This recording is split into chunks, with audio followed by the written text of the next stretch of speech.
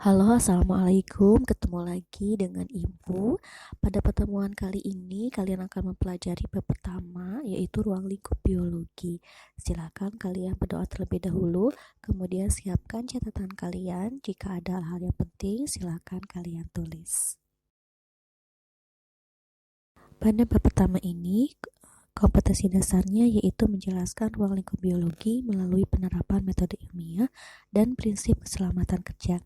Di situ ada 5 tujuan yang harus kalian capai, mulai dari langkah-langkah metode ilmiah sampai kaitan ilmu lain terhadap perkembangan biologi.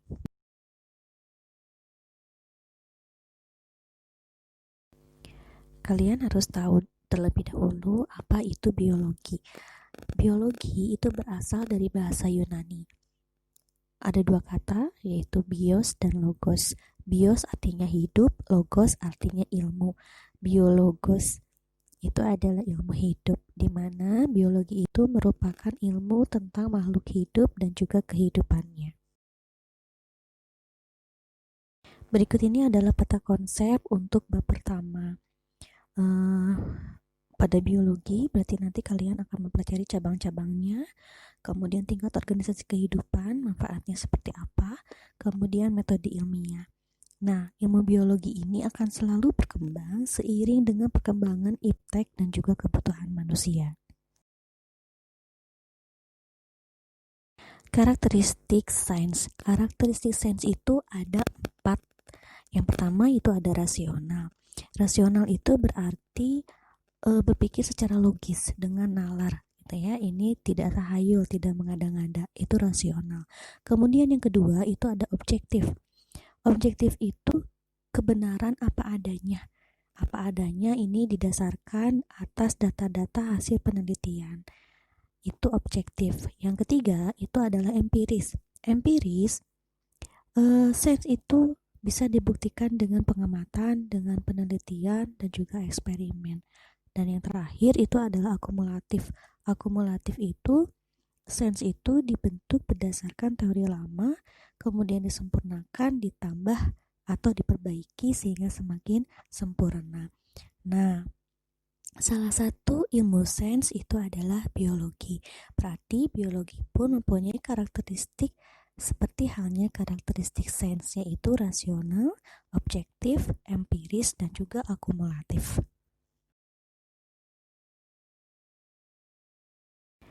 Bagaimana cara ilmuwan memperoleh pengetahuan? Nah, ternyata para ilmuwan itu memperoleh pengetahuan melalui suatu langkah tertentu yang sistematis yang disebut dengan metode ilmiah. Ingat ya, langkahnya itu sistematis. Artinya langkahnya itu adalah berurutan. Kalau ada angka 1 sampai 5 berarti urutannya 1, 2, 3, 4, 5. Ini sistematis.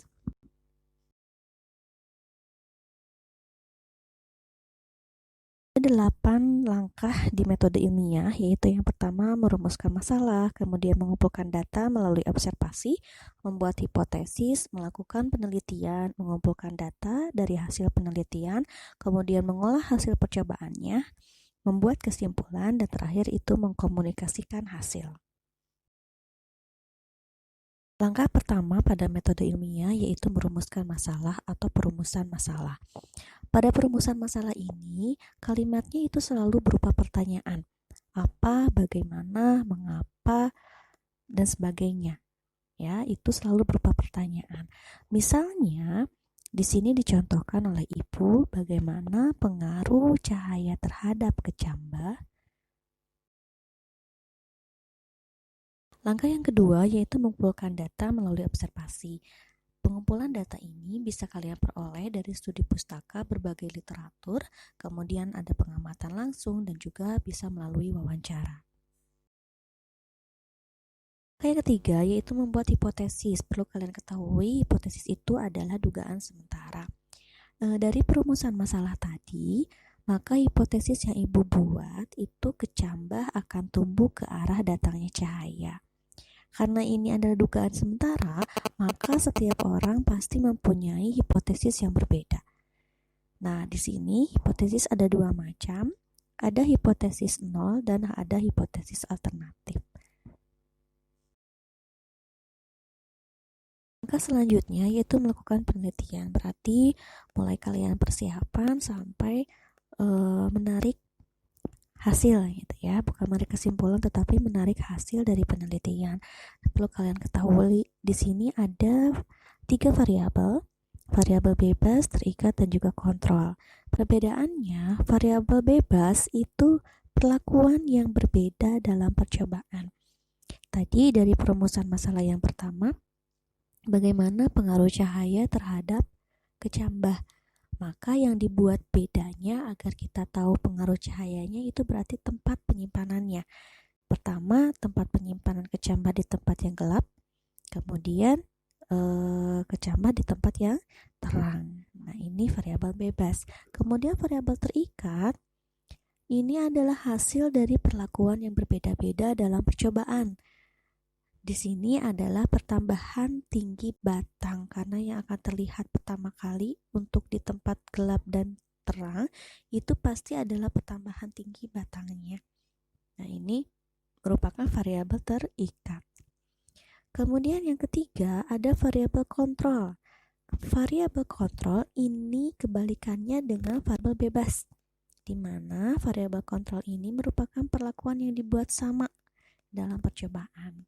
Jadi kalau selain cahaya, semuanya harus sama.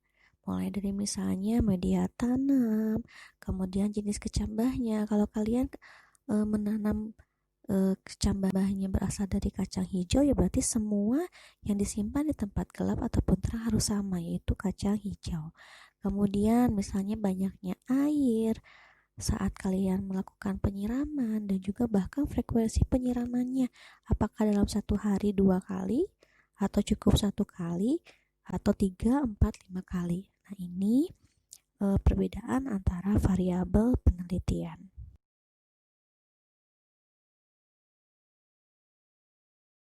Langkah kelima yaitu mengumpulkan data. Nah, pada penelitian, data itu ada 2 macam.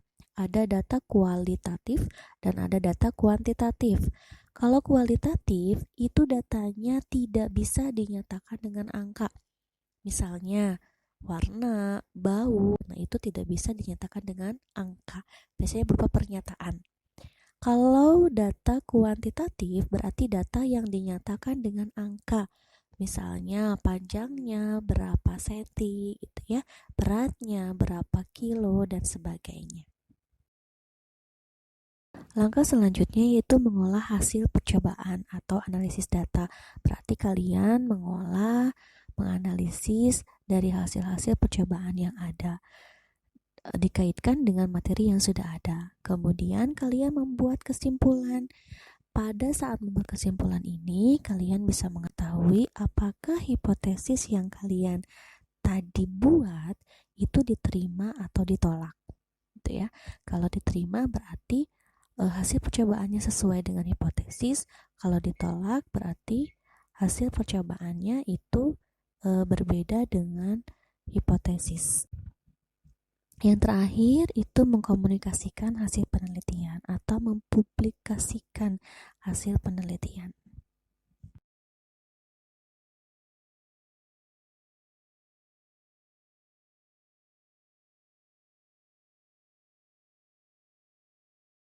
Selain metode ilmiah, dalam ilmu biologi pun diperlukan sikap-sikap ilmiah. Di antaranya ada jujur, disiplin, rasa ingin tahu, kreatif, toleransi, dan sebagainya. Selanjutnya ada cabang-cabang biologi. Di sini ada beberapa yang Ibu tampilkan untuk cabang-cabang biologi. Walaupun sebenarnya cabang biologi itu sangat banyak sekali. Nah, misalnya ada botani. Botani itu cabang biologi tentang tumbuhan. Jadi semua tentang tumbuhan itu ilmunya itu namanya adalah botani. Kemudian ada zoologi tentang hewan, ada juga ekologi misalnya ya tentang ekosistem, ada organologi berarti tentang organ, ada mikologi tentang jamur. Nah, silakan kalian cari cabang-cabang biologi yang lain dan juga objek atau persoalannya atau tingkat kajiannya pada bidang apa. Selanjutnya ada tingkat organisasi kehidupan. Mulai yang dari yang paling terkecil itu adalah atom. Kumpulan atom akan membentuk molekul dan juga makromolekul, kemudian akan membentuk sel. Dari sel akan membentuk jaringan, ya. Jadi sel yang sama itu akan membentuk jaringan, kemudian jaringan yang sama akan membentuk organ, dan organ-organ yang mempunyai fungsi yang sama itu akan membentuk individu.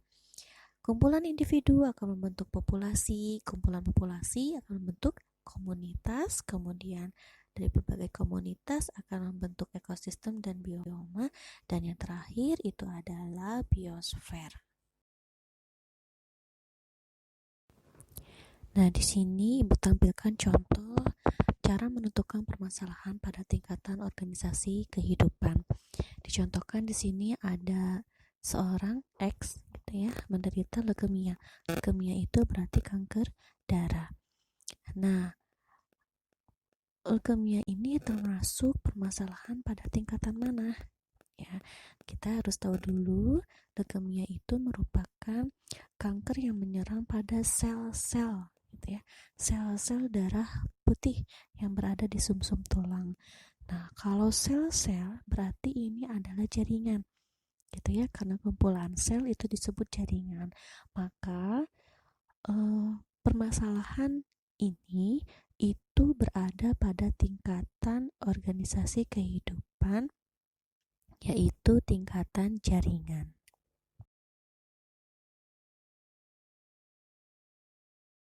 Di sini Ibu sajikan beberapa manfaat biologi.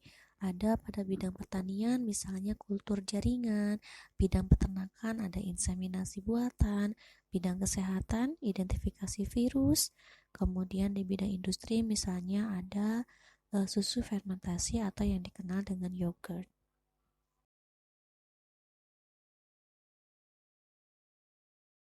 Setelah pembelajaran kali ini, Ibu minta kalian mencoba menjawab beberapa pertanyaan.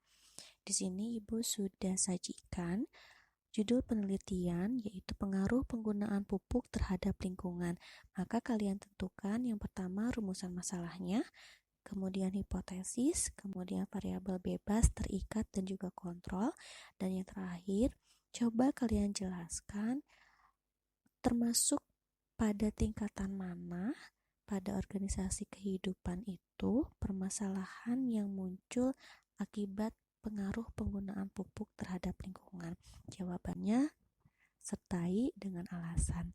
Nah, semua jawaban seperti biasa kalian tulis di kertas APS atau kertas folio, kemudian dikumpulkan melalui web, dan file aslinya selalu dikumpulkan pada file portofolio. Sampai ketemu pertemuan selanjutnya. Assalamualaikum warahmatullahi wabarakatuh.